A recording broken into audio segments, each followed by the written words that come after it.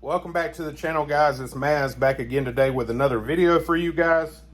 Today, I wanted to go ahead. I said I was going to do this in a later video, but I want to show y'all the difference between the first test hinge print to the final hinge print. There's quite a big difference. So, as you can see, the first one is on the left, final one is on the right. The one on the right, he's a thick boy. Damn, he thick. Not so much. Little frail guy over here. So the bottom pieces are similar, but I'll show you the differences. So as I stated in the first video, I didn't like that the piece that glues onto the body has the ears on it. That way, because I feel like this is the weakest part. So on the final print, the whole bottom part is the ear for, the other part.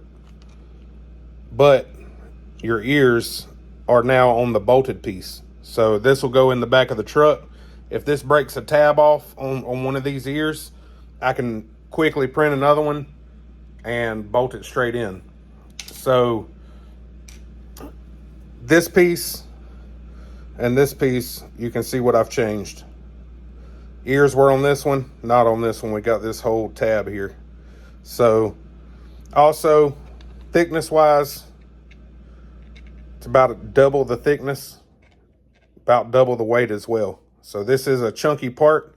It's got a pretty good heft. It's about 39 grams, but I don't want to take a risk of breaking this piece because it's going to be glued to a body that I have a ton of work into. So I didn't show y'all on the first one. I didn't show you guys on the first one what the process of putting this together was, but I'll show you going forward on this one.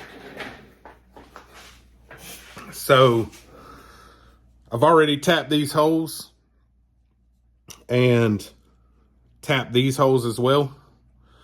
This hole has been drilled to 3 millimeters. It's a 2.5 millimeter screw that goes through it. So to get going, we'll assemble this piece, and it goes like this, but I'll show y'all before I do this.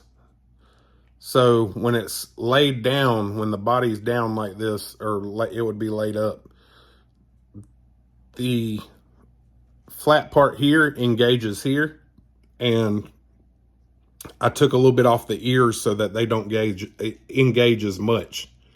So when it goes together, it's like that.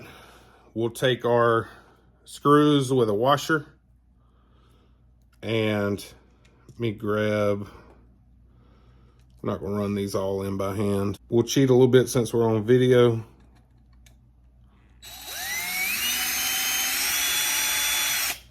Get it close there. Put this other guy here in. Same deal.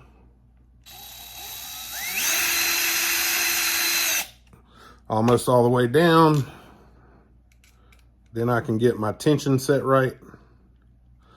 Snug that.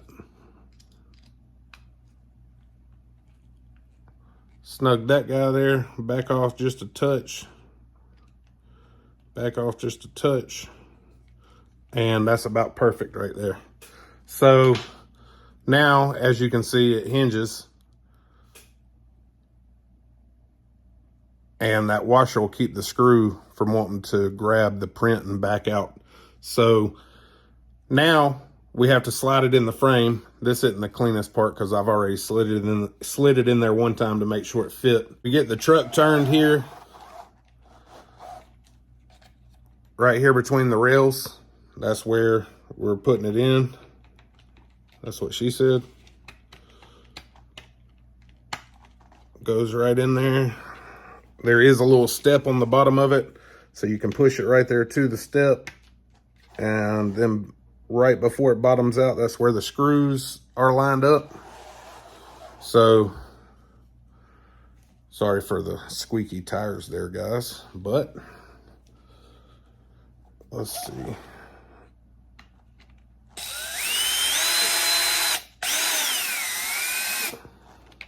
Put that guy there. Nice thing about PETG, it takes threads very well, stays very well.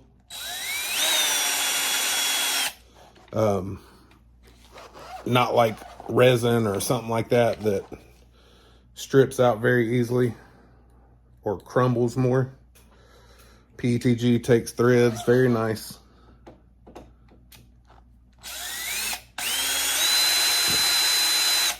Same thing on these guys. We're not putting them all the way in. We're just getting them to right before the head bottoms out and stopping.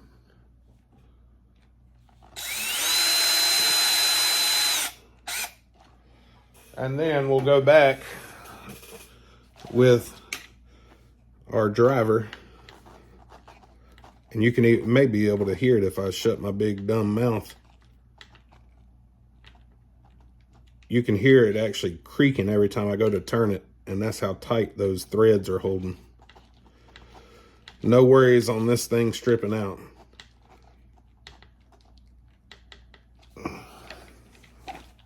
But goes in there. I thought about even sizing this down one more time because I was kind of like, felt like almost 40 grams is a lot of weight for just that one piece. But at the same time, like I said in the initial video of the first mount and the test pieces, that's a piece, this piece I do not ever want to have to worry about breaking because it's going to be glued to the body. The body I've put a ton of time into and I just don't want to risk it. So as you can see, when it's pushed forward, it stops because it interferes with that flat surface. When you fold it down, it stops right there on that flat surface. So pretty nice. I'll go grab the body, get y'all zoomed out.